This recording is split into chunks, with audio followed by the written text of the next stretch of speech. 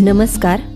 शाळेत आम्हाला जिजाऊंचा इतिहास शिकवला जातो खरा, पण तो अनेकदा फक्त संस्कार देणारी माता या एकाच भूमिकेपुरता मर्यादित असतो.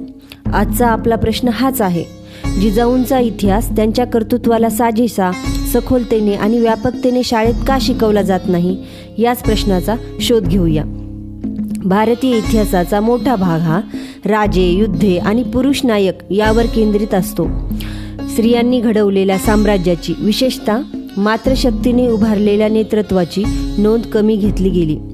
जिजाऊंचं योगदान घरातल्या स्त्रीची भूमिका म्हणून दाखवलं गेलं, पण त्या साम्राज्य घडवणाऱ्या रणनीतिकार होत्या.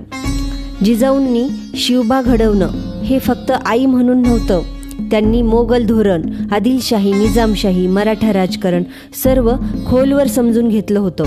इतकं बलवान राजकारण एका स्त्रीने केलं, ही गोष्ट त्या काळातले इतिहासकार स्वीकारायला तयार नव्हते. इतिहासकारांना शहाजीराजे आणि जिजाऊ यांचं स्वतंत्र राजकीय महत्त्व वेगळं करून दाखवणं कठीण वाटलं.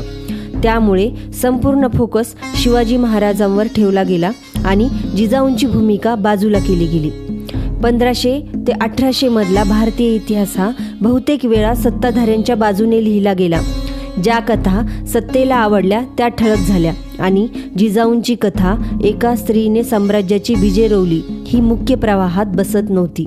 आपल्या अभ्यासक्रमात पुरुषवीर यांच्या शौर्यावर जोर आहे, पण स्त्री नेतृत्व हा विषय अजूनही पुरेसा विकसित झालेला नाही. याच कारणामुळे जिजाऊ, अहिल्यादेवी, सावित्रीबाई, रमाबाई या अशा स्त्रिया फक्त छोट्या एखाद्या धड्यांपुरत्या मर्यादित राहिल्या. जिजाऊ फक्त शिवबा घडवणारी आई नव्हती, त्या एक नेतृत्वकर्ता, रणनीतिकार, न्यायप्रिय, दूरदर्शी आणि साम्राज्य निर्माती होत्या.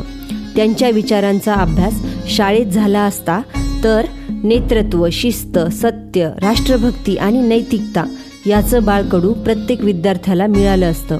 जिजाऊंचा इतिहास हा फक्त भूतकाळ नाही, तो आजच्या भारताला दिशा देणारा भविष्यकाळ आहे. जर तुम्हाला जिजाऊंबद्दल आणखी प्रेरणादायी कथा ऐकायच्या असतील तर लाईक करा, शेअर करा आणि चॅनलला सबस्क्राईब करा. जय जिजाऊ, जय शिवराय.